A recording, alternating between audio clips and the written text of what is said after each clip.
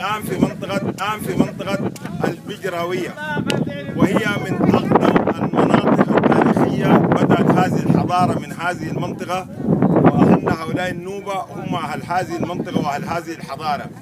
ومن هنا بدأت كلمة الحضارة، والأمريكان بالأقمار الصناعية صوروا هذه المنطقة واكتشفوا أن أول حضارة في العالم بدأت من هذه المنطقة، ثم امتدت إلى أن وصلت مصر.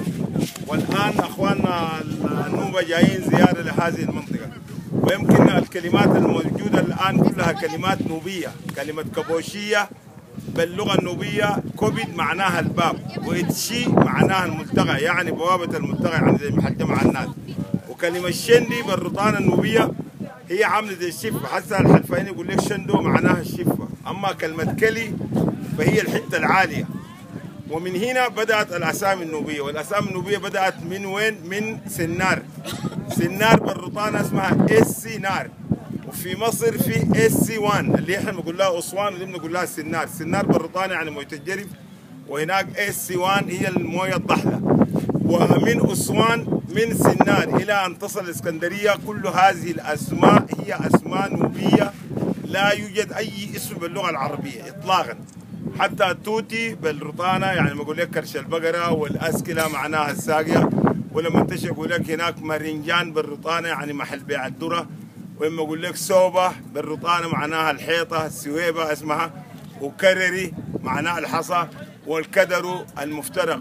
وانت ماشي الان تصل البركل بالرطانة، بركل كلمتين يعني عز الوكل.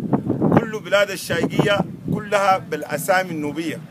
واي حته تسمع يقول لك نارتي. نارتي بالرطانه معناها الجزيره، حسين نارتي، بنغا نارتي يعني جزيره الجراد. ولما يقول لك نوري بالرطانه هي اسم بنت الملك ترهاغا، اسمها نوري. وتنغاسي اللي هي كان في ملك اسمه تينغا، وكان رجل صعب زي علي دينار، وكان بيقولوه الزول ده غاسي سموه تينغاسي. فالاسامي دي كلها نوبيه. وتيجي تسمع ام بكول وكرمكول. كول يعني اللي عنده الحاجه، يعني اللي عنده الكرم واللي عنده البنبك بتاع التمر. وامتدت الى ان وصلت البركل، وانت ماشي وسط الغدار بالرطانه. قدروا يعني بحر من يقوم كان شك يقول عليها قدروا. وامن تقوه كلمه نوبيه. امين يعني حته امنه، تقوه يعني تعالوا في الحته الامنه كده. فامتدت هذه الحضاره الى ان وصلت أسوان في مصر.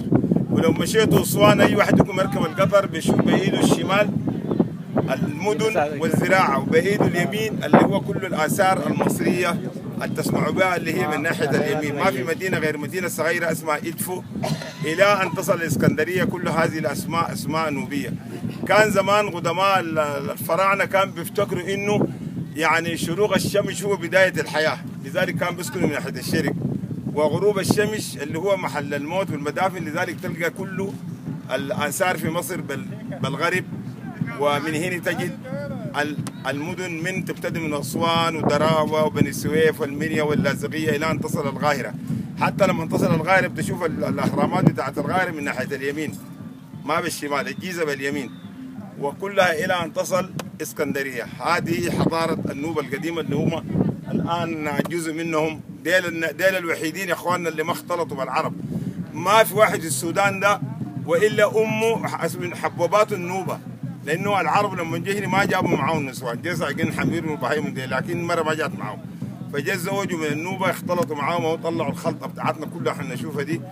كل الحبوبات ورا يا جماعه نوبه، ما عندنا عربيه اطلاقا في تاريخ السودان.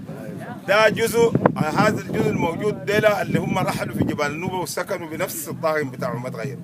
اما هسه نحن نقول لك ضنقلة وحلفة دي اسامي بتاعت بلاد ما قبيل. يعني نقول لك ضنقلاوي، ما في قبيله اسمها ضنقلاوي، ولا في قبيله اسمها حلفاوي، دي كلها نوبة.